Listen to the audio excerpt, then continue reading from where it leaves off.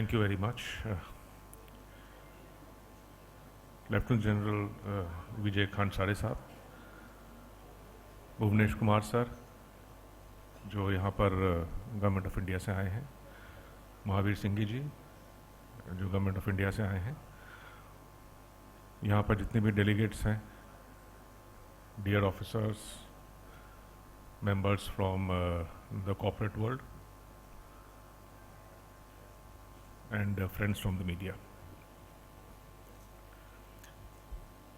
UP ने पिछले करीब 20 साल में जो आईटी सेक्टर है उसमें काफ़ी तरक्की करी है, आप सभी लोग जानते हैं। जब करीब 20-25 साल पहले जब आईटी सर्विसेज बहुत नेसेंट थी, तब गवर्नमेंट ऑफ यूपी ने ये सोचा था कि किस तरह से हम आईटी सर्विसेज का यूज़ कर सकते हैं सिटीजन सेंट्रिक ग्रीवेंसेस को रिड्रेस करने के लिए। और I think IT in government की शुरुआत तभी हुई थी जब हमने एक इलेक्ट्रॉनिक मेथड अपनाया था सिटीजन सेंट्रिक सर्विसेज प्रोवाइड करने का और ग्रीवेंस रिड्रेसल करने का। आप जानते होंगे कि काफ़ी समय से ई सुविधा भी उत्तर प्रदेश में चल रही है। कई जगह आपने देखा होगा, बहुत पहले यूपीपीसीएल ने अपने कियोस्क लगाए थे, इलेक्ट्रॉनिक्स कियोस्क लगाए थे, जहाँ पर उन्होंने बिल पेमेंट वगैरह की शुरुआत की थी। और उसके बाद फिर नगर निगम वगैरह ने भी यहाँ पर कई जगह अपने कियोस्क शहरों में और बाकी जगह ओपन किए थे। But that was long back and we have come a long way from that.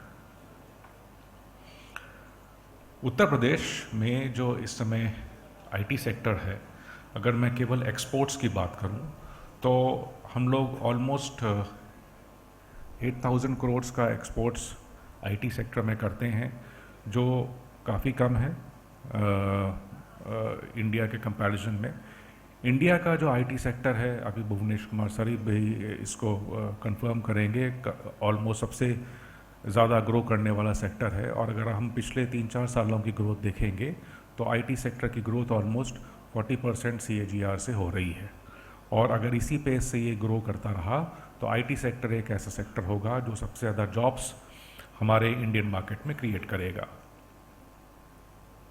Uttar प्रदेश क्योंकि सबसे ज़्यादा आबादी वाला शहर है, उत्तर प्रदेश इन सबसे पीछे नहीं रह सकता। हमें अपनी आईटी सेक्टर को और स्ट्रेंथन करना है ताकि हम ज़्यादा से ज़्यादा जॉब्स इस सेक्टर में क्रिएट कर सकें। इसके लिए उत्तर प्रदेश सरकार ने कई पॉलिसीज़ लाई हैं। इस समय आईटी डिपार्टमेंट 5 पॉलिसीज़ को रन कर रहा है। एक है हमारी ITS पॉलिसी, एक है स्टार्टअप पॉलिसी, एक है इलेक्ट्रॉनिक्स मैन्युफैक्चरिंग पॉलिसी, एक है डेटा सेंटर पॉलिसी, और बहुत ही अभी करीब 6-7 महीने पहले हम लोगों ने लॉन्च की थी सेमीकंडक्टर पॉलिसी। सेमीकंडक्टर पॉलिसी इसलिए लॉन्च करी थी क्योंकि हमें काफ़ी अच्छे इंटरेस्ट मिल रहे थे मल्टीनेशनल कॉरपोरेशन से, जो यहाँ पर अपनी सेमीकंडक्टर मैन्युफैक्चरिंग यूनिट्स शुरू करना चाहते हैं। ये सब मैं इसलिए बता रहा हूँ कि ये सब चीज़ें हमें हेल्प करती हैं एक आईटी सेक्टर का इकोसिस्टम क्रिएट करने में। कोई भी चीज़ इंडिविजुअली नहीं खड़ी रह सकती, उसके लिए एक इकोसिस्टम का होना बहुत ज़रूरी है।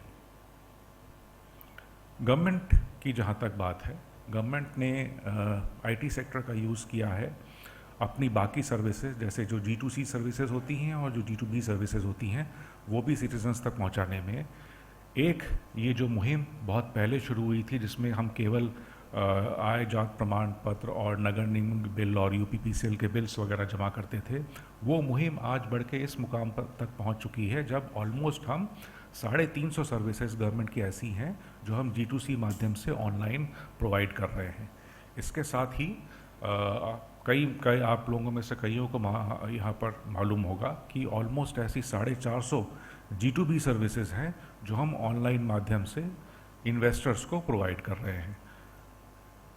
कहने का मतलब बस इतना है कि जितना भी गवर्नमेंट की सर्विसेज हैं, चाहे वो G2C सर्विसेज हैं चाहे वो G2B सर्विसेज हो, आज इलेक्ट्रॉनिक माध्यम से प्रोवाइड की जा रही हैं। नमस्ते sir. I also welcome Avanish Awasthi sir. He is advisor to the Chief Minister, Uttar Pradesh.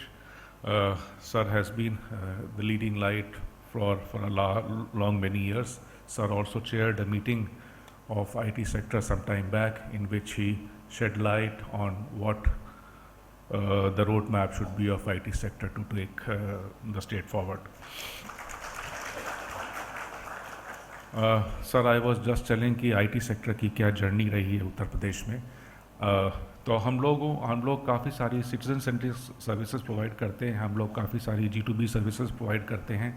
अभी माननीय मुख्यमंत्री जी का एक और निर्देश हुआ था कि हमारे जितने भी ऑफिसेज हैं गवर्नमेंट के, चाहे वो ज़िले लेवल के हों चाहे वो स्टेट लेवल के हो, सब एक इलेक्ट्रॉनिक प्लेटफॉर्म पर आ जाए.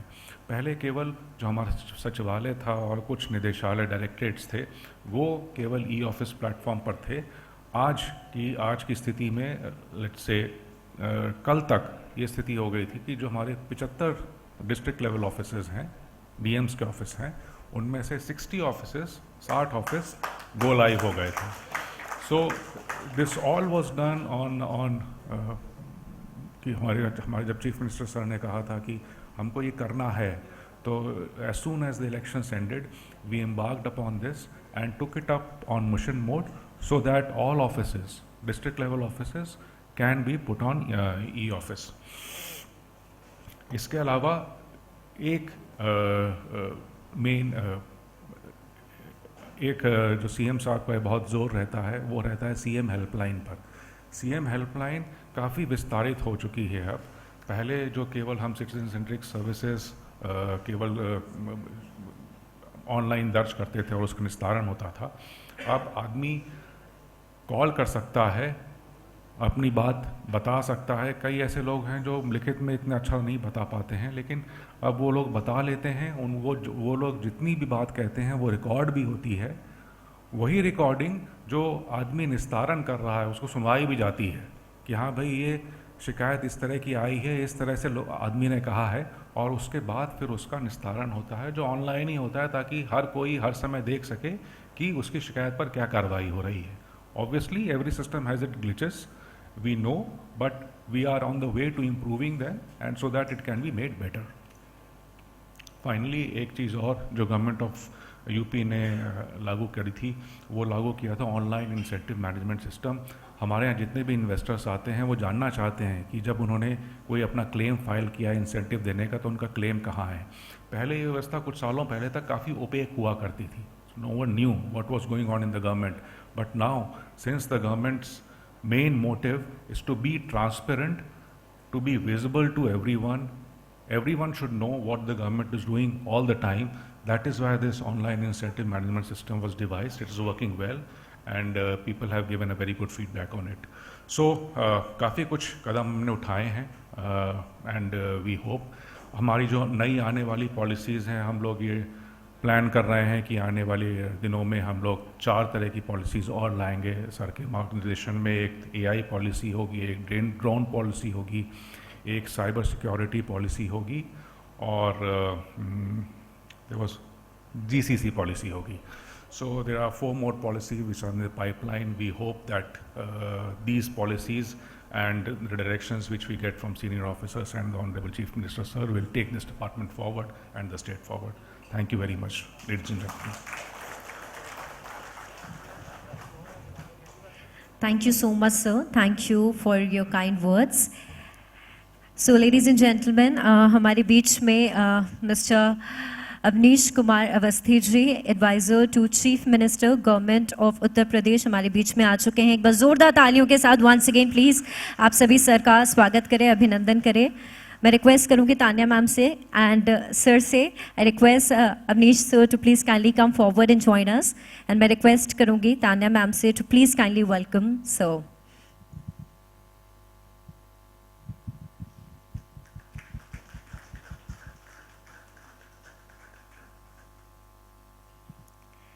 Thank you, sir. Thank you, ma'am. So let's move ahead in the program. And now I would like to request Mr. Mahavir Singhvi, IFS, Joint Secretary, Ministry of External Affairs, Government of India. I request you, sir, to please kindly come forward and join us. Zordar taaliyon ke saath, once again, everybody, please welcome, sir. Thank you.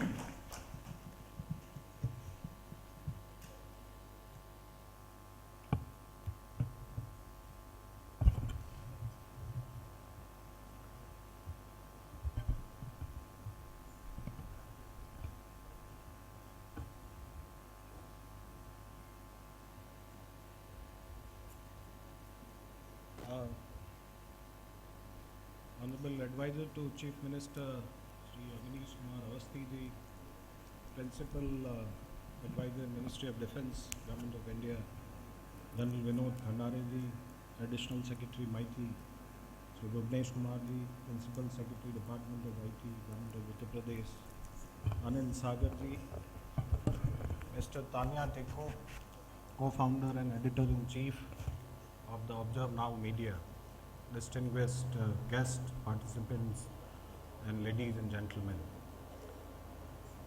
Let me first begin by thanking the government of Uttar Pradesh and the Observe Now for inviting me to this Digital Bharat Summit 2024.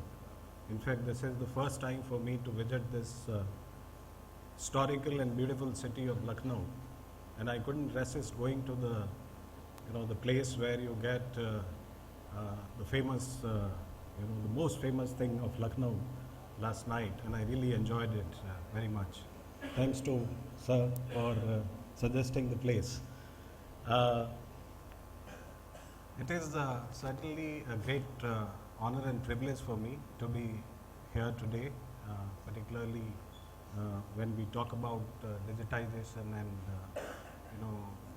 artificial intelligence, new and emerging technologies which are on a way to change our country in an unprecedented way. And therefore, I think before I talk about the theme of this summit, I think it would be relevant to also inform you or mention you about a division in the Ministry of External Affairs. I am representing Ministry of External Affairs. I am a Joint Secretary in the Ministry of External Affairs, looking after new emerging and critical technology division. And this is a new division, and it shows the thinking which has gone behind it to create this kind of a division in the Ministry of External Affairs.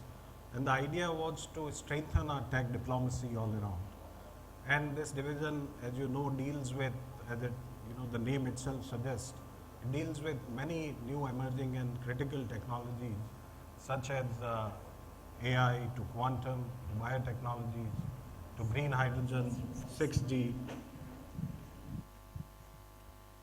geospatial technologies, space technologies, and so on, to strengthen, as I said, India's role as a determinant player at the global level and to assist the Indian stakeholders in identifying and acquiring cutting-edge, emerging and critical technologies.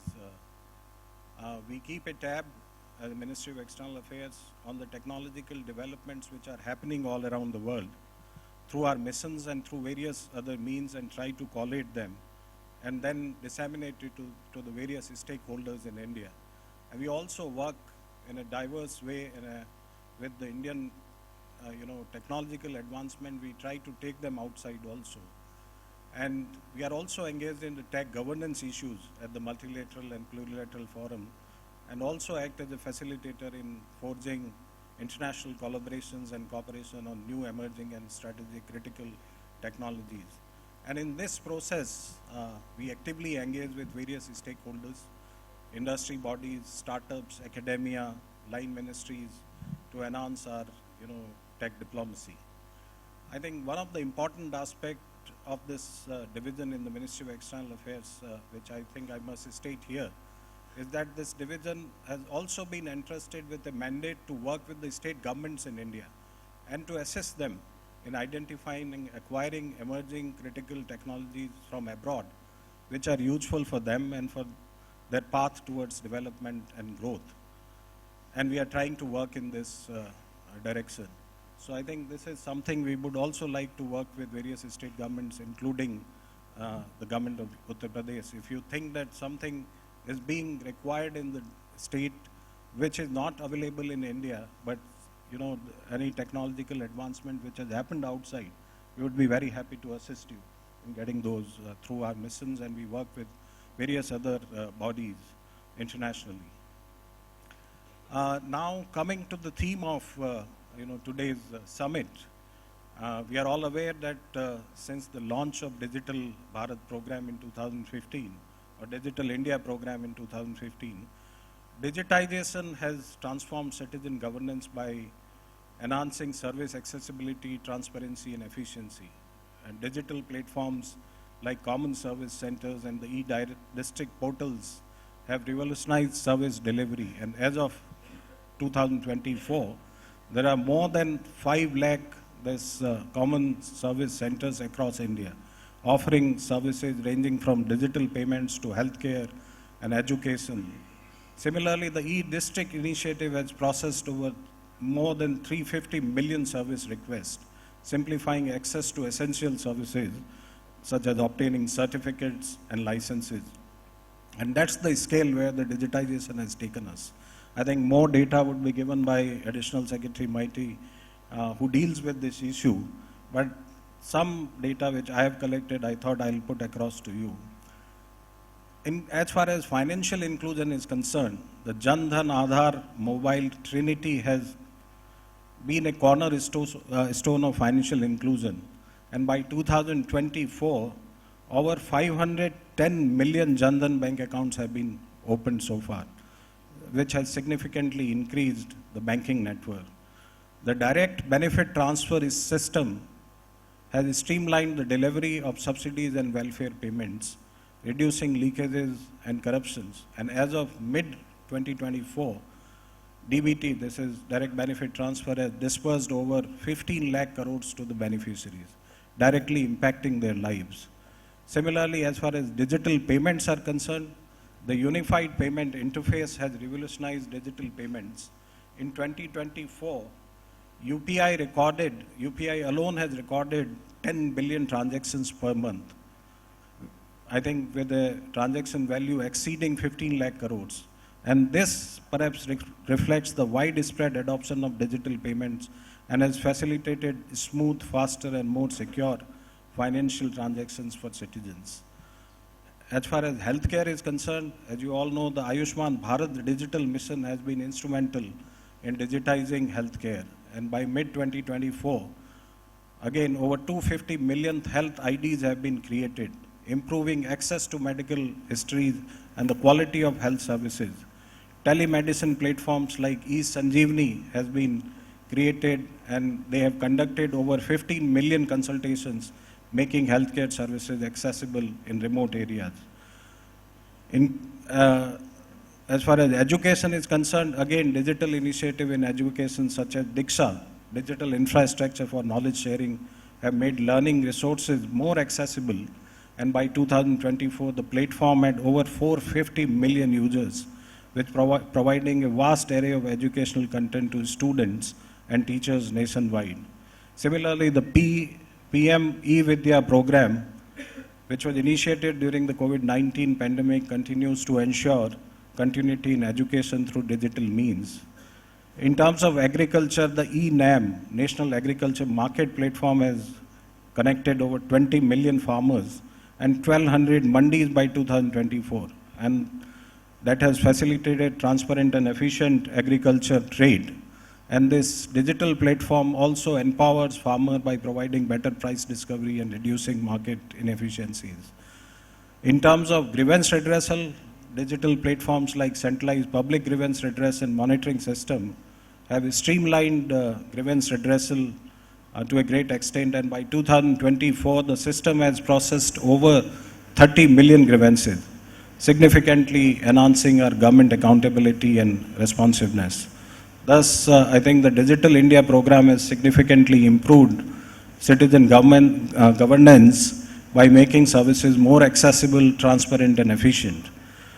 The integration of technology into various aspects of governance continues to empower citizens and foster a more inclusive digital economy.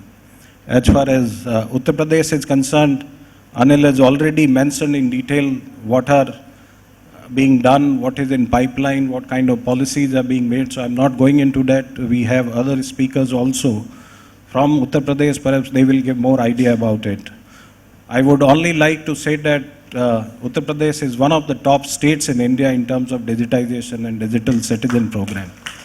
And it is rapidly emerging as a digital governance and AI frontrunner. A strong political will coupled with citizen-centric approach has fueled the state digital transformation. And by investing in digital infrastructure, adopting emerging technologies like AI and fostering public-private partnership, I think Uttar Pradesh can and not only improve service delivery but also create a robust ecosystem for business and citizens. And this digital journey is set to further propel the state's economy, growth and development. Let me also briefly talk about how we are leveraging our expertise in digital governance to support other nations through a variety of initiatives and collaborations. And this is, I'm talking because I come from, a ministry which deals with external affairs.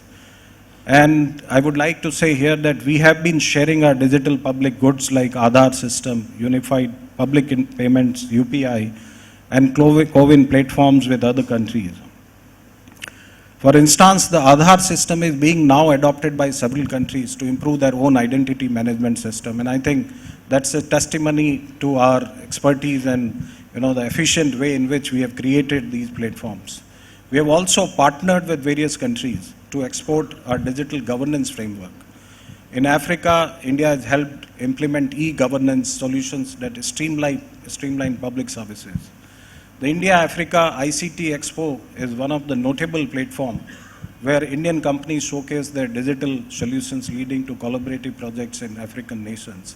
We are also going to have, soon, India-Africa, Partnership Summit in Delhi, where also a lot of these, companies participate and showcase their, products and services. And as far as digital payments and financial inclusion is concerned, I would say that the success of UPI in India has prompted several countries to explore similar digital platform systems. The NPCI has partnered with international counterparts to promote digital payment solutions globally and enhancing financial inclusion and transparency in those regions. We are also involved in capacity building and training program, sharing our expertise in digital governance with government officials and IT professionals from other countries. And these programs often are conducted through initiatives like ITEC, which is a scholarship program which the Ministry of External Affairs run, and which helps to build local capacity and foster sustainable digital ecosystem. And by exporting our digital governance model and technologies, we are playing a crucial role now in the global digital transformation. Not only we have transformed ourselves, if you look at the journey of 10 years, it's entirely different. The way we were there 10 years ago and now is completely different. And now we are also helping in a global digital transformation. We are fostering international cooperation and positioning ourselves as a leader in the digital space and digital innovation. And before I conclude, I would also like to talk about artificial intelligence. I think that's making waves all around. I think that the integration of artificial intelligence into digital governance in India is poised to further enhance the effectiveness of public administration and service delivery, offering promising advancement and efficiencies. AI is already streamlining various administrative functions, from automating routine tasks to improving data accuracy. AI predictive analytics capabilities are being now leveraged in areas such as disaster management and healthcare. AI models are also analyzing historical data and current trends to predict flood risks and disease outbreaks. The Indian Meteorological Department is using AI to forecast weather patterns with 90% accuracy, helping to implement timely preventive measures, and this is credible. AI is also enabling more personalized interaction through platforms like MyGov, which uses machine learning algorithms to tailor services and communications based on individual user data. It is also enhancing fraud detections in financial transactions, and we have Principal Commissioner of Income Tax, Mr. Pratap Singh ji here. I think he would talk more about this, that how AI has actually helped in GST and the other tax systems to perhaps detect more frauds. And I think that is again improving the service delivery and the public administration. AI implementation in the public distribution system has reduced subsidy fraud by 25% in 2024 alone. And that has ensured that the benefits reach to the intended recipients. If you look ahead, I think AI has the potential to further revolutionize digital governance by expanding into advances and areas like real-time policy adjustment, intelligence resources management, and more sophisticated citizen engagement tools. The Government of India aims to integrate AI into 70% of its digital services by 2025, driving continued improvement in efficiency, transparency, and accessibility. And I think this is also necessary at state level, and certainly, as Anil pointed out, the government is looking at having an AI policy. I'm sure that will further help in transforming digital governance in the state of Uttar Pradesh, driving efficiency, enhancing decision making, and offering a broad potential for future advancement in public administration. Let me now conclude by saying that digital governance and AI innovation is not only a destination, but it's a continuous journey. And by harnessing technology's power and digitization, we can build a more transparent, efficient, and citizen-centric governance and government. Thank you once again for inviting me here. Thank you. Jai. Thank you so much, sir.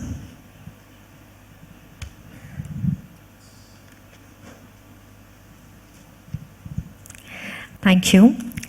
So, ladies and gentlemen, let's move ahead in our program. And now I would like to request Mr. Bhuvnesh Kumar, IAS, Additional Secretary, Minister of Electronics and Information Technology, Government of India. जोरदार तालियों के साथ मैं आप सभी से request करूंगी. Please kindly welcome, sir. Thank you.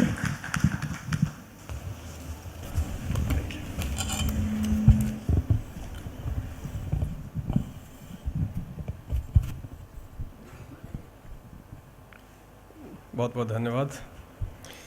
मंचासीन आदरणीय श्री अवनीश अवस्थी जी, माननीय मुख्यमंत्री जी के सलाहकार, मेरे साथी श्री अनिल सागर जी, प्रमुख सचिव आईटी डिपार्टमेंट उत्तर प्रदेश शासन, श्री महावीर सिंघवी जी, संयुक्त सचिव Ministry of External Affairs, lieutenant general Shri Vijaykant ji and madam, यहाँ उपस्थित देवियों और सज्जनों,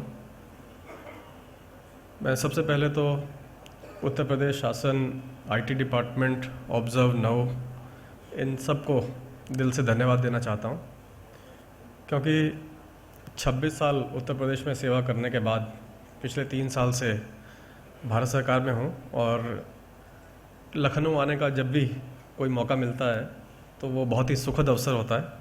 तो आपने मुझे यहाँ आमंत्रित किया और सबसे रूबरू होने का मौका दिया, उसके लिए दिल से आपको धन्यवाद. आईटी की जब भी बात करते हैं तो शुरुआत होती है उस ज़माने से जब नए नए कंप्यूटर आने शुरू हुए थे. कुछ सरकारी कार्यालयों में डिजिटाइजेशन शुरू हुआ था, और उसके बाद सिटीज़न सेंट्रिक जो सर्विसेज हैं उनको ऑनलाइन मोड में डिलीवर करने का काम शुरू हुआ, और वहाँ से लेके अब आज जहाँ हम खड़े हैं, मुझे नहीं लगता कि कोई ऐसा स्फीयर बचा हुआ है जहाँ आईटी का इस्तेमाल ना होता. सर्वव्यापी हो गया है आईटी आज की डेट में. अगर हम आईटी सेक्टर की इकॉनमी में कंट्रीब्यूशन की बात करें तो लगभग 9% जीडीपी का आईटी सेक्टर से आता है. ये अपने आप में एक बहुत बड़ा नंबर है. जीडीपी का 9% आईटी सेक्टर से आना इसको सबसे बड़े 3 सेक्टर्स जो कंट्रीब्यूट करते हैं उसमें खड़ा करता है, और ये दर बढ़ती जा रही है, ग्रोथ बढ़ती जा रही है. अगर आज हम देखें अपने देश की तरफ तो हम विश्व के सबसे बड़े कनेक्टेड कंट्री हैं, सबसे बड़े कनेक्टेड देश हैं. 100 करोड़ मोबाइल फ़ोन का इस्तेमाल होता है यहाँ पे, 70 करोड़ इंटरनेट कनेक्शंस हैं, और एक स्टडी से मुझे पता लगा कि हर 7 सेकंड में एक नया सब्सक्राइबर जुड़ जाता है. 5 लाख गाँवों में भारत नेट पहुँचने वाला है, हर जगह ब्रॉडबैंड कनेक्टिविटी होगी. डाटा का कंजम्पशन जिस रेट से बढ़ रहा है वो पूरे विश्व में अधिकतम है, और इसकी गति आने वाले समय में और तेज़ होने वाली है, क्योंकि जो नई और इमर्जिंग टेक्नोलॉजीज़ हैं, ख़ासतौर पे एआई, उसका प्रयोग कोई ऐसा सेक्टर नहीं बचेगा जहां नहीं होगा. चाहे हम एजुकेशन की बात करें, हेल्थ की बात करें, एग्रीकल्चर की बात करें, मेडिकल की बात करें, मैन्युफैक्चरिंग की बात करें, बैंकिंग की बात करें, किसी भी सेक्टर में देखेंगे तो एआई का इस्तेमाल बढ़ता ही जाएगा. अमिताभ जी यहाँ बैठे हैं, आज भाषणी का एक MOU वहाँ साइन होने वाला है। नेचुरल लैंग्वेज प्रोसेसिंग एक ऐसा सेक्टर हो चुका है जो आने वाले समय में इस डाटा की खपत को बढ़ाने वाला है। और भारत जैसा देश जहाँ बहुत डाइवर्स पॉपुलेशन है, 22 तो हमारी ऑफिशियल लैंग्वेजेस हैं, और अगर डायलेक्ट्स में जाएंगे तो शायद 17,000 डायलेक्ट्स हैं यहाँ पे। तो उस सिनेरियो में आर्टिफिशियल इंटेलिजेंस का नेचुरल लैंग्वेज प्रोसेसिंग के साथ में जो प्रयोग है वो अपने आप में क्रांतिकारी होने वाला है। और मुझे तो ये लगता है कि ये जो भाषणी मिशन है ministry of electronics and IT का, ये लैंग्वेज प्रोसेसिंग में अगला UPI होने वाला है। ये एक ऐसा प्लेटफॉर्म तैयार हो रहा है जहाँ से आप प्लग इन करिए ओपन API के थ्रू और किसी भी तरह की एप्लीकेशंस में इसको यूज़ कर लीजिए। This is going to be a game changer. Ministry बहुत सारे फील्ड्स में काम करती है और हमारे साथी महावीर जी ने IT के देश के परिदृश्य को आपके सामने रख दिया है, तो मैं उसमें से बहुत दोहराना नहीं चाहूँगा, लेकिन इतना ज़रूर बताना चाहूँगा कि IT की इम्पोर्टेंस इतनी हो गई है कि मिनिस्ट्री ऑफ एक्सटर्नल अफेयर्स में 3 डिवीज़न है जो इस पर डेडिकेटेड है। एक के जेएस तो आप खुद ही हैं, नेक्स्ट डिवीज़न जो कहलाता है new and emerging strategic technologies division, एक साइबर डिप्लोमेसी डिवीज़न है जो इसी पे फोकस्ड है, और तीसरा ITEC डिवीज़न है जो भारत की टेक्नोलॉजीज़ के माध्यम से दूसरे देशों की मदद करता है और उनको टेक्नोलॉजी में ग्रो करने में हेल्प करता है। तो MEA जैसे मिनिस्ट्री में 3 डिवीज़न स्पेसिफिकली IT के लिए डिवोट होना, ये दिखाता है हमको कि इसकी इम्पोर्टेंस कितनी हो गई है। मैंने अपनी मिनिस्ट्री में अपने साथियों से पूछा कि भाई ये बताइए आपके डिवीज़न उत्तर प्रदेश में क्या करते हैं, तो मुझे बहुत ही प्लेजेंट सरप्राइज़ मिला। इनफैक्ट मैं कुछ जो बातें मेरे पास हैं मैं लिख के लाया और मैं आपको बताना चाहूँगा। मेरे लिए सुखद आश्चर्य था, तो आपके लिए भी बहुत सारे लोगों के लिए होगा, ये सरप्राइजिंग होगा। मुझे ये बताया गया कि STPI के जो रजिस्टर्ड यूनिट्स हैं उत्तर प्रदेश में 5 साल पहले 2019-20 में करीब 21,000 करोड़ रुपए का एक्सपोर्ट्स करते थे, जो आज बढ़ के 41,000 करोड़ हो गया है। 5 साल में सीधे सीधे डबल हो गया।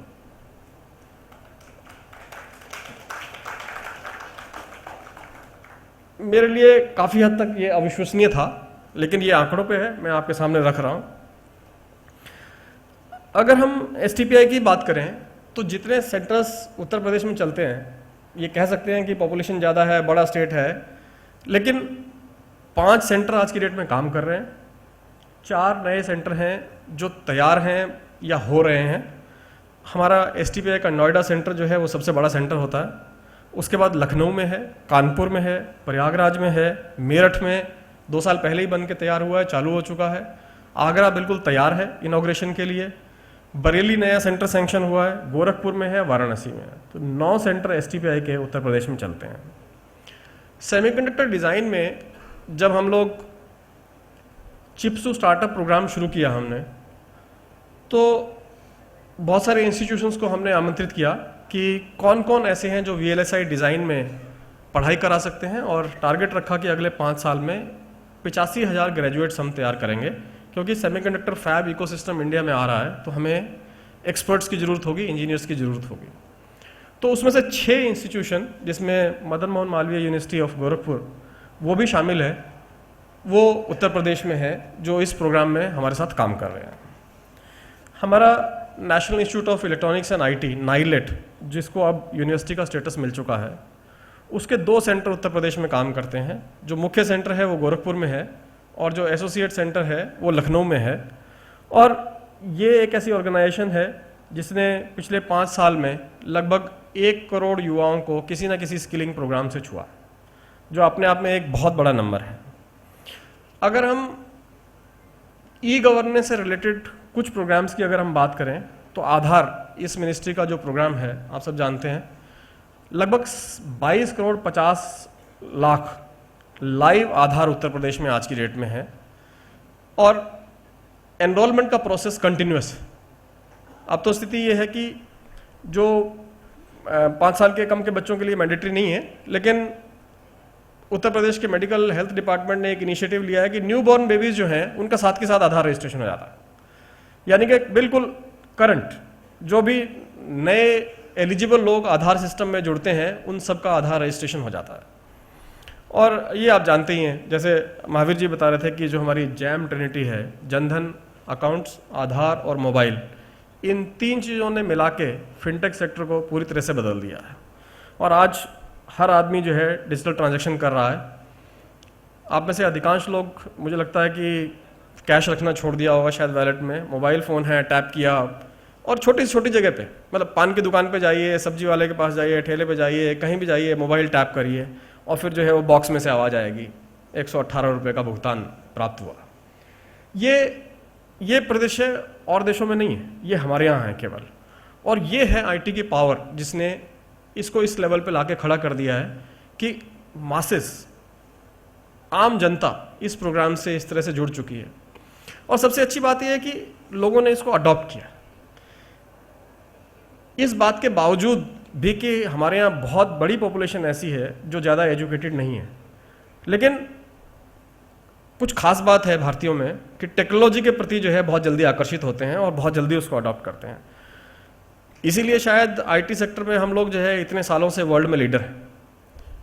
बट एक चेंज जो पिछले 5-7 साल में मैं देख रहा हूँ, अब हम सर्विसेज से प्रोडक्ट्स की तरफ बढ़ रहे हैं, आगे जा रहे हैं एक लेवल। अब तक हमारी सारी की सारी आईटी इंडस्ट्री जो है सर्विसेज ओरिएंटेड होती थी, BPO operations, overseas services provide करना। Now we are coming out with new products, lot of products, बहुत सारी कंपनियां हैं, स्टार्टअप्स हैं, नए से नए चीज़ें कर रहे हैं। साइबर सिक्योरिटी में इतने सारे सॉल्यूशंस निकल के आ रहे हैं। हमारे अपने कंपनियां हैं, डाटा सेंटर्स, बहुत सारे लोग आज यहाँ मौजूद हैं, इसमें पार्टिसिपेट कर रहे हैं। मेटी में जो एम्पैनल क्लाउड सर्विस प्रोवाइडर्स हैं, उसमें से 11 पूरी तरह से भारतीय हैं, जो अपने आप में एक बड़ा नंबर है। इस बात के बावजूद भी कि बहुत बड़े बड़े ग्लोबल प्लेयर्स हैं, 11 भारतीय कंपनियां खड़ी होना यहाँ पे, और कई लोग आज यहाँ शामिल भी हैं, तो मुझे बेहद खुशी है कि वो इस डिजिटल भारत समिट 2024 उत्तर प्रदेश में पार्टनर्स हैं और आपने उनको यहाँ इकट्ठा किया है और उनको यहाँ लाए हैं। और मुझे उम्मीद है कि वो अपनी बात भी यहाँ रखेंगे कि किस तरह से भारतीय उत्पादों को आईटी सेक्टर में, साइबर सिक्योरिटी सेक्टर में, एआई के सेक्टर में किस तरह से बढ़ावा दिया जाए। 10,342 करोड़ से इंडिया एआई मिशन स्वीकृत हुआ है मिनिस्ट्री में, जिसका मुख्य काम यही होगा कि एआई के लिए कंप्यूट इंफ्रास्ट्रक्चर उपलब्ध कराना, ताकि रिसर्चर्स, स्टार्टअप्स, कंपनियां सब मिलके इसमें रिसर्च कर सकें, नए फाउंडेशनल मॉडल डेवलप कर सकें, इंडियन फाउंडेशनल मॉडल डेवलप कर सकें, इंडियन आईपी डेवलप कर सकें, और उसके ऊपर फिर जो है बहुत सारे स्टार्टअप्स और लोग मिलके एप्लीकेशंस डेवलप करें डिफरेंट सेक्टर्स में, ताकि एआई को देश में बढ़ावा मिले। इंटरनेट एक्सचेंज, बहुत सारे लोगों को इसके बारे में शायद नहीं जानकारी होगी, लेकिन पूरे कंट्री में जो 77 इंटरनेट एक्सचेंज हैं, जिनको हमारा एक ऑर्गेनाइजेशन कंपनी है NIXI, national internet exchange of India, वो चलाता है, उसमें से 11 उत्तर प्रदेश में, इनमें 3 नोएडा में हैं, उसके अलावा कानपुर, प्रयागराज, गोरखपुर, वाराणसी, आगरा, मेरठ, लखनऊ, बरेली, इन सब शहरों में इंटरनेट एक्सचेंज ऑलरेडी अवेलेबल है। ये शो करता है कि किस तरह से लेटेंसी को दूर करने की कोशिश हो रही है। एज डाटा सेंटर्स आ रहे हैं Tier 2, Tier 3 सिटीज़ में, और डाटा का कंजम्पशन बढ़ रहा है, चाहे वो OTT के रूप में हो या MSME द्वारा IT के अडॉप्शन हो।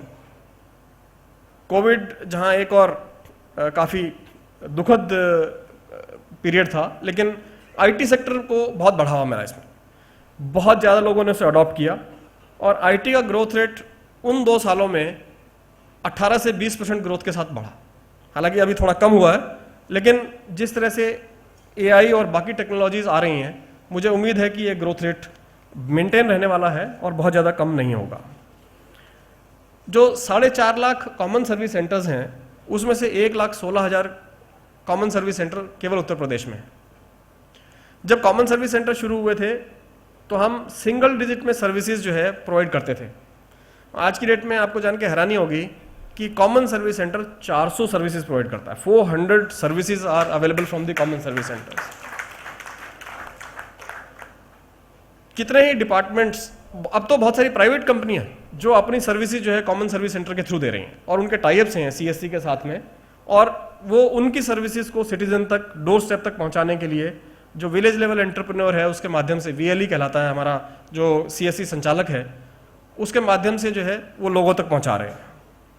डिजी लॉकर एक फैसिलिटी है जिसके माध्यम से हम डॉक्यूमेंट्स का सत्यापन करते हैं, आपका वेरिफिकेशन करते हैं। 2,84,00,000 डिजी लॉकर यूज़र जो है वो उत्तर प्रदेश में है, जो अपने आप में एक बहुत बड़ा नंबर है। अगर हम देखें कि टोटल 13 ही करोड़ हैं तो ये नंबर उस दृष्टि से बहुत ज़्यादा हो जाता है उत्तर प्रदेश में। उमंग हमारा एक प्लेटफॉर्म है। इस उमंग एग्रीगेटर है बहुत सारी सर्विसेज का, जिसमें कोई भी डिपार्टमेंट, गवर्नमेंट के, स्टेट गवर्नमेंट के, सेंट्रल गवर्नमेंट के, मिनिस्ट्रीज, डिपार्टमेंट, PSUs जो अपनी सर्विसेज देते हैं वो इस ऐप में अपनी सर्विस को ऐड कर सकते हैं। ये ऐप्स का एग्रीगेटर है। और आपको जान के हैरानी होगी कि उमंग पे आज की डेट में 5,000 से भी ज़्यादा सर्विसेज हैं। आपको कहीं भी किसी स्टेट का कोई बिल पे करना हो आप इसके माध्यम से कर सकते हैं, कोई चालान जमा करना हो इसके माध्यम से कर सकते हैं, कोई सर्टिफिकेट एक्सेस करना हो आप इसके माध्यम से कर सकते हैं, किसी भी स्टेट के एजुकेशनल बोर्ड के। इसमें उत्तर प्रदेश के बहुत सारे डिपार्टमेंट जुड़े हुए हैं। बैकवर्ड क्लासेस वेलफेयर डिपार्टमेंट जो है इससे जुड़ा है, मेडिकल हेल्थ, यूपी मेरा राशन, परिवहन सेवा, वाहन, रेवेन्यू डिपार्टमेंट, SCVT, ये सब के सब इनकी जो सर्विसेज हैं वो उमंग पर अवेलेबल हैं उत्तर प्रदेश से। करीब 7 करोड़ ई-साइन का इस्तेमाल अकेला उत्तर प्रदेश करता है।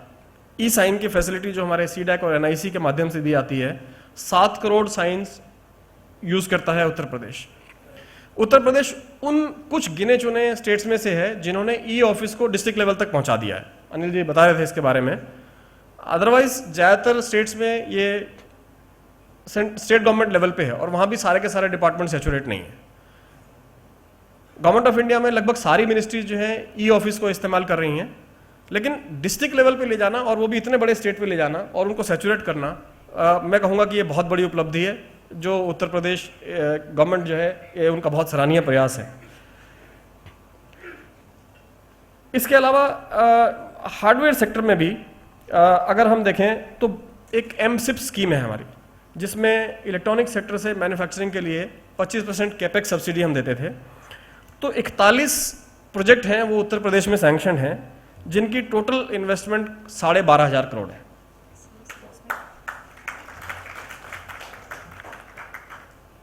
इसके अलावा हमारा एक इलेक्ट्रॉनिक मैन्युफैक्चरिंग क्लस्टर 115 करोड़ की लागत से नोएडा में सैंक्शन है।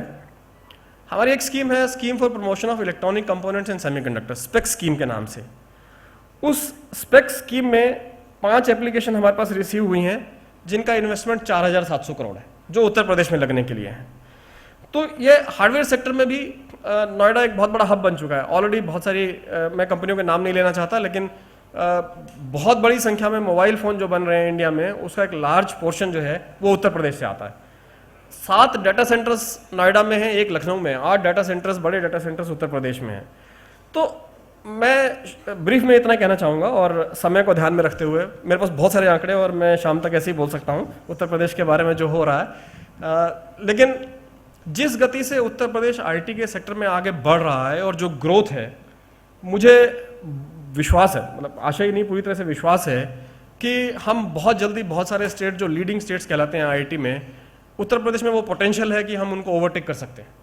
तो मैं आज के इस प्रोग्राम के लिए बहुत बहुत बधाई, बहुत शुभकामनाएं देना चाहता हूं। सभी पार्टनर्स को जो यहाँ आए हैं उनको भी शुभकामनाएं देना चाहता हूं कि वो यहाँ आए हैं उत्तर प्रदेश में और यहाँ इन्वेस्ट करने के लिए, यहाँ के बारे में IT सर्विसेज को प्रोवाइड करने के लिए, सिटीजन्स को गवर्नमेंट के साथ काम करने के लिए।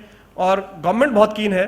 पिछले 1 महीने में ये दूसरी कॉन्फ्रेंस है जो मैं लखनऊ में अटेंड कर रहा हूँ यहाँ पे, तो ये शो करता है कि गवर्नमेंट का खुद का कितना इंटरेस्ट है। सो ये बहुत ही पॉजिटिव साइंस है सारे के सारे, और मुझे पूरी उम्मीद है कि इनका परिणाम निकलेगा। Thank you very much. जय Hind. Thank you so much, sir. Thank you for sharing your knowledge with all of us. All right, so ladies and gentlemen, next I would like to request General Vinod G. Kandare, Principal Advisor, Ministry of Defence, Government of India. जोरदार तालियों के साथ मैं आप सभी से request करूंगी। Please welcome, sir. Thank you. जय हिंद। बहुत ही धीरे जय हिंद आया। जय हिंद। 25 वर्ष पूर्व इसी दिन कारगिल की विजय हुई थी। एक क्षण के लिए उन सभी लोगों को याद करना आवश्यक है। और मैं आप लोगों को ये भी बता दूं कि कारगिल युद्ध में जो ऑपरेशन विजय हुआ था, मेरी पीढ़ी उसमें बहुत योगदान दे चुकी है और उत्तर प्रदेश के भी युवा उसमें काफ़ी अग्रणी थे। मैंने आपको कारगिल की याद एक विशेष कारण से दिलाई। लड़ाई दो तरह की होती है, एक काइनेटिक और एक नॉन काइनेटिक। जिस डिजिटल भारत समिट के लिए हम यहाँ पे एकत्रित हुए हैं वो नॉन काइनेटिक लड़ाई में आती है। जो अभी तक जितने वक्ताओं ने आपको बताया, उन्होंने कॉम्प्रिहेंसिव नेशनल पावर में डिजिटल भारत का एक रोल बताया है कि हम किस तरह से डिजिटल भारत में अग्रणी हो रहे हैं, अग्रसर हो रहे हैं। मेरा काम यहाँ पे आपको ये बताना है कि एक और टर्म है कॉम्प्रिहेंसिव नेशनल सिक्योरिटी। अगर आप अपनी सिक्योरिटी नहीं रखेंगे तो आप अपना पावर नहीं बढ़ा सकते। विश्व में जियोपॉलिटिकल ऑर्डर में जब तक आप अपना कॉम्प्रिहेंसिव नेशनल पावर आगे नहीं बढ़ाएंगे, दुनिया में आपको कोई नहीं पूछेगा।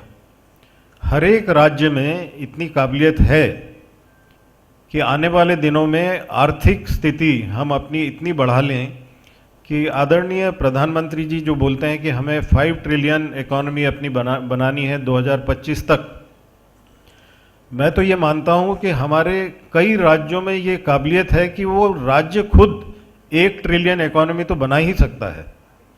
और उसके लिए डिजिटल जो इकोसिस्टम उसकी होने की आवश्यकता है। जब डिजिटल भारत की हम बात करते हैं तो ऑब्जर्व नाउ को मैं काफ़ी इसमें सराहना देना चाहता हूं कि ये तीसरा समिट है और मेरी खुशकिस्मती है कि मैं इनके साथ में पिछले समिट में भी जुड़ा था। और ये यूपी में आके ये समिट करना ये भी एक बहुत अच्छी पहल है। जब तक हम दिल्ली से बाहर निकल के अन्य राज्यों में नहीं जाएंगे तो ये हमारी जो ताकत है वो पूरी तरह से हम उसको इस्तेमाल नहीं कर पाएंगे। यूपी में एक और मेरा कारण है इस बात को एम्फसाइज करने के लिए। आपको सभी को ज्ञात है कि भारत में 2 डिफेंस कॉरिडोर हैं, उसमें से एक कॉरिडोर यूपी में है। यूपी डिफेंस कॉरिडोर में जो साइबर सिक्योरिटी की आवश्यकता है वो बहुत ही महत्वपूर्ण है। ऐसा मैं क्यों कह रहा हूँ?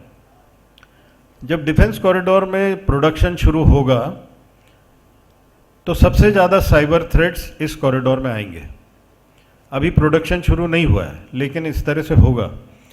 कुछ महीने पहले एक हमारे प्राइवेट इंडस्ट्रियल पार्टनर थे, डिफेंस पार्टनर, उनकी इंडस्ट्री पे साइबर अटैक हुआ, रैंसमवेयर, 7 दिन तक बिल्कुल काम बंद हो गया। ये आपको ऐसे अटैक से ज़्यादा चिंता करने की ज़रूरत नहीं है जब तक आपका डेटा चोरी ना हो। आपकी जितनी भी आप साइबर अटैक्स की बात सुनते हैं तो मिनिस्ट्री की कई वेबसाइट्स अटैक होती हैं। वेबसाइट्स एक पब्लिक फेस है तो इसलिए उसके ऊपर अटैक कोई इतना चिंता का विषय नहीं है। कोई डिफेस करेगा, आप उसको फिर ठीक कर देंगे। लेकिन जब आपके डेटा सेंटर्स, और मैं इसलिए कह रहा हूँ कि यहाँ पे अभी ऑडियंस में डेटा सेंटर वाले कई लोग हैं, डेटा सेंटर अगर आपका ब्रीच हुआ तो वो देश के लिए खतरा है। तो आपको वो बहुत संभाल के रखना है और ये आपका दायित्व है। विनीत गोयनका जी बैठे हैं, इन्होंने कई साल पहले या कुछ साल पहले एक किताब निकाली थी, कंपाइलेशन साइबर सिक्योरिटी के ऊपर, साइबर सिटीजन 2030। ये मैं आपको याद इसलिए दिला रहा हूं कि ये whole of government, whole of nation approach है जिसमें सरकार की जितने जिम्मेदारी है उतनी ही जवाबदारी, जिम्मेदारी नागरिकों की भी है।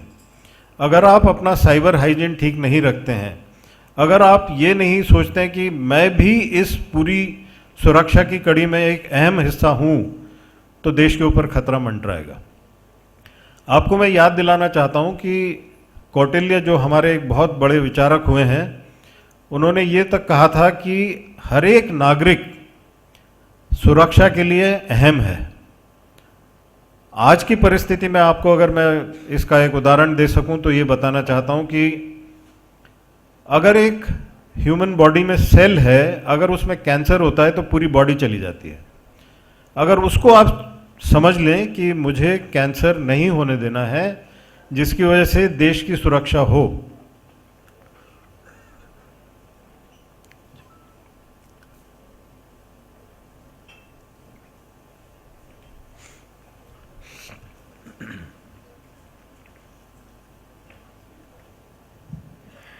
लेडीज एंड जेंटलमैन, हमारे बीच में माननीय मंत्री जी आ चुके हैं। मैं आप सभी से अनुरोध करूंगी जोरदार तालियों के साथ please welcome Sushil Kumar Sharma ji, honourable minister for information technology and electronics, government of Uttar Pradesh. जोरदार तालियों के साथ वंस अगेन मैं आप सभी से अनुरोध करूंगी, please welcome sir.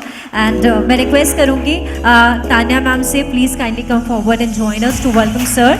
And I also would like to request Mr. Anil Kumar Sagar sir to please kindly come and join us to welcome, ladies and gentlemen, our chief guest for the event. Once again, please put your hands together and welcome Manya Mantri ji, Sushil Kumar Sharma ji.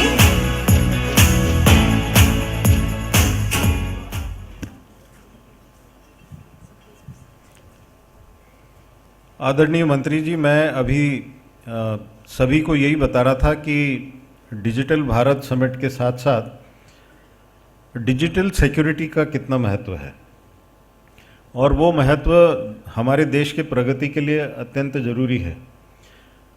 मैं आप लोगों को ये भी बता दूं कि digital security देश के साइज पे नहीं डिपेंड करती है। जितने ज़्यादा आप देश में डिजिटल होंगे, उतनी ज़्यादा आपकी वल्नरेबिलिटी बढ़ेगी। तो साथ ही साथ हमें उस चीज़ का भी ध्यान रखना है। 2007-2008 में किसी देश ने एस्टोनिया जैसे एक काफ़ी आईटी एडवांस्ड देश के ऊपर हमला किया डिजिटली, और वो देश को 7 दिन तक पैरालाइज कर दिया। क्या आप सोच सकते हैं कि किसी देश की अर्थव्यवस्था पे इसका क्या असर होगा? और उसके लिए हमें अपने एक खास विशेष टॉपिक पे ध्यान देना है, वो है डेटा सॉवरेंटी।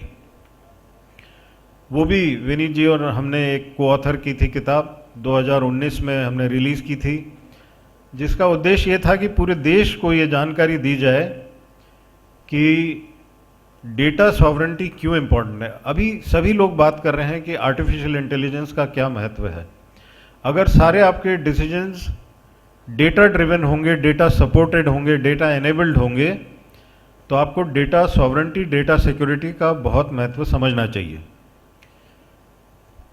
क्या सभी देश डेटा सॉवरेन है? नहीं, केवल वही 2 या 3 देश डेटा सॉवरेन हैं जिनके पास अपने प्लेटफॉर्म्स हैं, अपने टूल्स हैं, अपना इंटरनेट है। अगर कोई देश आपको इंटरनेट की सुविधाएं मुफ्त में देता है तो वो मुफ्त नहीं है, उससे कोई रेवेन्यू जनरेशन उनको होता है, और सबसे ज़्यादा जनरेशन होता है आपका डेटा वो इस्तेमाल करें। जितने ज़्यादा हम लोग अभी देख रहे हैं कि कितने करोड़ों में हम लोग इंटरनेट यूज़र्स हैं, हमारा सारा डेटा उस पार जाता है, और एआई ड्रिवन वो डेटा आपका एग्रीगेशन होता है, बिग डेटा एनालिटिक्स के हिसाब से उस पर निर्णय लिया जाता है। तो इसलिए ये अत्यंत महत्वपूर्ण है कि देश की सभी मिनिस्ट्रीज, देश के सभी नागरिक इस चीज़ पे ध्यान दें। जैसे जैसे हम डेटा की बात करेंगे, डेटा सेंटर्स की बात करेंगे, कई मिनिस्ट्रीज इसमें शामिल होती हैं। Ministry of power, ministry of environment, ये भी इसमें शामिल होंगी।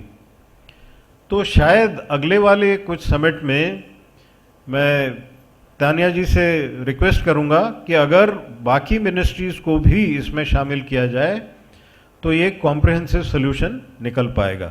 जब तक हम सभी स्टेक होल्डर्स साथ में बैठ के काम नहीं करेंगे तो शायद हमें ये सोल्यूशन नहीं मिलेंगे। आप ये याद कीजिए कि आदरणीय प्रधानमंत्री जी बार बार बोलते हैं कि हमारे जो सबसे दूर दराज में गांव हैं वो हमारे पहले गांव माने जाने चाहिए, आखिरी गांव नहीं माना जाना चाहिए। वो पहले गांव तब तक ही पॉपुलेटेड रहेंगे अगर आप उनको डिजिटली कनेक्ट कर पाए। फिजिकल कनेक्शन के लिए तो ठीक है, आप रोड्स बना लेंगे, लेकिन आप ई गवर्नेंस, ई हेल्थ, ई एजुकेशन, ई कॉमर्स तभी कर पाएंगे जब आपके नेटवर्क्स सिक्योर और स्टेबल वहाँ पे होंगे। इसलिए एक अत्यंत महत्वपूर्ण आवश्यकता है कि डिजिटली हम दूर दराज के इलाकों में पहले कनेक्ट करें। इससे रिलेटेड आता है अगला विषय कि क्या टेरेस्ट्रियल डिजिटल कम्युनिकेशन ही आवश्यक है? नहीं, यहाँ पे स्पेस एनेबल्ड डिजिटल सर्विसेज भी इम्पॉर्टेंट हैं। तो हम भारत के तौर पे कई सैटेलाइट्स अभी लॉन्च कर रहे हैं, अलग अलग ऑर्बिट्स में लॉन्च कर रहे हैं, अलग अलग लेवल पे लॉन्च कर रहे हैं। उसमें भारतीय सुरक्षा के लिए भी सैटेलाइट्स का एक्सपेंशन होना आवश्यक है। और मैं ये उम्मीद करता हूँ कि जो हमारा यूपी डिफेंस कॉरिडोर है उसमें भी स्पेस पे और ध्यान दिया जाएगा, सैटेलाइट मैन्युफैक्चरिंग हो या डाउन स्टेशंस के डाउन लिंक के लिए भी महत्व दिया जाएगा। और तभी जाके हम डिजिटल भारत असली मायने में मान पाएंगे।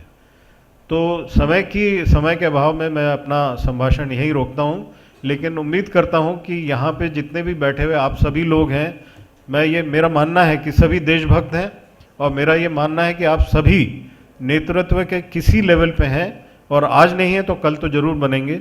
ऐसे डिसीजंस लीजिए कि हमारा देश प्रगति करे और जल्द से जल्द जो फर्स्ट 3 है उसमें पहुंचे। धन्यवाद, जय Hind. Thank you so much sir, बहुत बहुत धन्यवाद। और इसके बाद आज के इस प्रोग्राम में आगे बढ़ते हुए नेक्स्ट मैं रिक्वेस्ट करूंगी mister Avnish Kumar Awasthi sir, adviser to chief minister government of Uttar Pradesh. जोरदार तालियों के साथ एवरीवन प्लीज वेलकम सर।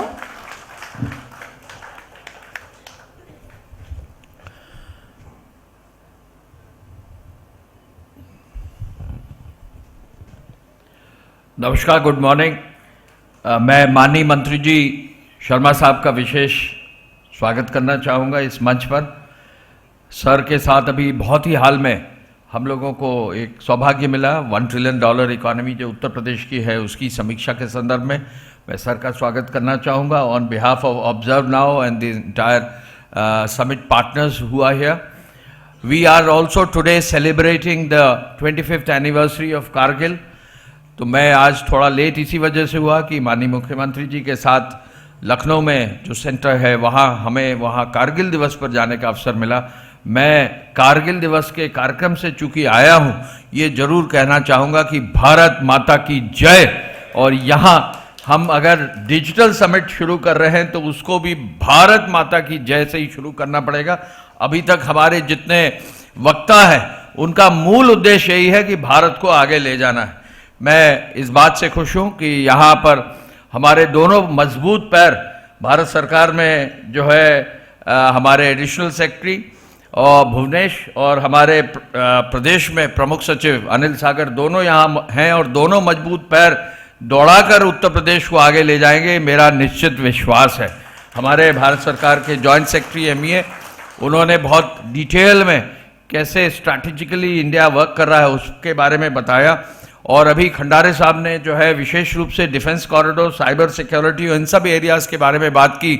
और चूंकि डिफेंस कॉरिडोर हम ही लोगों ने आदरणीय प्रधानमंत्री जी के मार्गदर्शन में उत्तर प्रदेश के डिफेंस कॉरिडोर को आगे बढ़ाया है, तो निश्चय ही उनके बिंदु महत्वपूर्ण है। लेकिन मैं सर को ये बताना चाहूँगा कि हमारे डिफेंस कॉरिडोर का सबसे पहला जो है सफल प्रोडक्शन शुरू हो गया है कानपुर में। और अडानी डिफेंस ने पूरे वर्ल्ड के लिए एम्यूनिशन बनाने की जो कमी थी उसको दूर करने के लिए एम्यूनिशन बनाना शुरू किया है। माननीय मुख्यमंत्री जी के साथ हमें उसके स्टार्ट करने का अवसर मिला। अपनी आंख के सामने डिफेंस कॉरिडोर को शुरू होते देखा। मैं बहुत ज़्यादा लंबा कहना नहीं चाहूँगा, शिवानी जी ने कहा है बहुत शॉर्ट में रखना है। सर आ चुके हैं और लंबे कार्यक्रम है, लेकिन चूंकि $1 ट्रिलियन इकोनॉमी पर हम लोग बात कर रहे हैं, आप में से कितने लोग जानते हैं कि उत्तर प्रदेश को 1 ट्रिलियन तक पहुंचना है? हाथ खड़ा करके बताइए। Very good. कितने लोग नहीं जानते हैं? 1 और 2। कितने लोग जानते हैं कि $5 ट्रिलियन तक प्रधानमंत्री जी ने लक्ष्य रखा है? और कितने लोग जानते हैं कि ये लक्ष्य जल्दी ही पूरा हो जाएगा, समय से पहले पूरा हो जाएगा और हम वर्ल्ड में तीसरे स्थान पर आएंगे?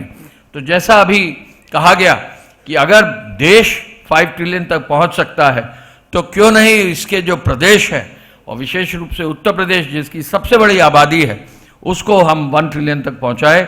माननीय मुख्यमंत्री जी ने कहा है कि जब हमारे 25 करोड़ से ज़्यादा लोग उत्तर प्रदेश में है और उस 25 करोड़ में सबसे ज़्यादा युवा लोग उत्तर प्रदेश में है, सबसे ज़्यादा स्किल्ड मैनपावर, सबसे ज़्यादा स्किलिंग के इंस्टीट्यूशन, सबसे ज़्यादा जो है हमारे हर प्रकार से रिसोर्सेज जो है उत्तर प्रदेश में अगर है, तो क्यों नहीं उत्तर प्रदेश को 1 ट्रिलियन तक पहुंचना चाहिए। और मुझे इस बात की खुशी है, मैं केवल 3 मिनट में अपनी बात खत्म करूंगा, मुझे इस बात की खुशी है कि वर्ष 22-23 में उत्तर प्रदेश में $1 ट्रिलियन पर काम करना शुरू किया गया और वर्ष 23-24 में पहले वर्ष में ही जो लक्ष्य रखा गया था 25.5 लाख करोड़ के जीएसडीपी का, वो लक्ष्य भी जो है अचीव कर लिया गया है और हम अपने पहले साल में 1 ट्रिलियन के लक्ष्य को अचीव कर चुके हैं। ये जो 1 ट्रिलियन का लक्ष्य अचीव हुआ है, इसमें 15.6% की ग्रोथ हुई है इस हमारे प्रदेश में। आज माननीय मुख्यमंत्री जी दिल्ली जा रहे हैं, कल नीति आयोग की बैठक है, कल ही जो है चीफ मिनिस्टर्स कॉन्फ्रेंस भी है। निश्चय ही आदरणीय प्रधानमंत्री जी का जो विकसित भारत का सपना है 47 का, उस विकसित भारत में उत्तर प्रदेश भी विकसित होकर दिखाएगा, ये हमारा निश्चित विश्वास है। When we come to the IT sector, क्यों महत्वपूर्ण है आईटी सेक्टर? अगर हम देखें हमारे प्रदेश को अब 23-24 से 27-28 तक लगभग 35% की ग्रोथ देनी है और अगर 35% की ग्रोथ देनी है तो हमारे 4 सेक्टर्स जो हैं इसमें सबसे महत्वपूर्ण हैं। उन 4 में मैन्युफैक्चरिंग है, उन 4 में टूरिज्म है, उन 4 में रियल एस्टेट और इंफ्रास्ट्रक्चर का डेवलपमेंट है और चौथा जो है आईटीएस का है। यहाँ भुवनेश ने बहुत डिटेल में उत्तर प्रदेश में आईटीएस में क्या काम हो रहा है ये बताया है। मैं आपको ये बताना चाहूँगा, व्यक्तिगत रूप से मैं स्पेशल सेक्रेटरी चूँकि आईटी रहा हूँ, तो मैं पहला ऑथराइज सिग्नेटरी इस आईटी एक्ट जब शुरू में लॉन्च हुआ था उसका मैं जो है अधिकारी था। मुझे विश्वास नहीं था कि जो यूपीआई के पेमेंट्स हैं, जो डिजिटल के जो कार्य है, आधार का जो पूरा प्रचार हुआ है, हर क्षेत्र में आईटी हमारे जो है काम आया है। और मुझे बताने में इस बात की भी खुशी है कि कोविड में जब पहली बार बहुत लाखों में लोग जो है उत्तर प्रदेश लौट के आए थे, मुख्यमंत्री जी ने तय किया कि हर व्यक्ति को जो हमारा कर्मी है जो लौटा है उसको 1000 रुपये दिया जाना चाहिए। तो हमारे ही प्रदेश के कॉमन सर्विस सेंटर से लोगों के जो है ऑनलाइन एप्लीकेशन जमा करा के 1-1000 रुपये से हम लोगों ने शुरू करके 40 लाख से ज़्यादा लोगों को ये लाभ दिया है। आज की तारीख में किसान सम्मान निधि को अगर आप देखें, इतने ज़्यादा संख्या में किसानों को अगर धनराशि दी जानी चाहिए थी, अगर ये इंफ्रास्ट्रक्चर डिजिटल इंफ्रास्ट्रक्चर नहीं होता ये संभव ही नहीं था। आज की तारीख में अभी जैसे बताया गया कि 118 रुपये का भी अगर डिजिटल पेमेंट है तुरंत आप कर सकते हैं, कहीं दुकान पर कर सकते हैं। डिजिटल पेमेंट में we are now the world leader and this is also possible due to the dream, due to the vision of the honourable prime minister. I would only like to state that हमारे इस पूरे sector में, IT sector में मजबूत और ठोस कदम उठाने की जरूरत है। आदरणीय माननीय मुख्यमंत्री जी, हमारे माननीय मंत्री जी हैं, पूरा हमारा विभाग है, केंद्र सरकार का जो है पूरा सपोर्ट है और एआई का जो है हमको कहीं ना कहीं मजबूती से इनिशिएटिव लेना है। इन सब चीज़ों के साथ I am so very happy that Observe Now has organised this conference here today on the Kargil Diwas of विच 25 साल आज हो रहे हैं। हमें याद है मेरठ में जब आर्मी के लोग जा रहे थे तो उनको माला पहना बना के जो है कॉलम्स जब जो मूव कर रही थी उनको दिया था। तो हम अपने आईटी सेक्टर के प्रोफेशनल्स को भी माला पहनाकर उनको आगे बढ़ाएं और अगले 25 साल में 47 तक जो है आईटी और आईटीएस के थ्रू देश को कहीं आगे ले जाएं और यूपी को भी हम आगे ले जाएं। इस विश्वास के साथ धन्यवाद। जय हिंद।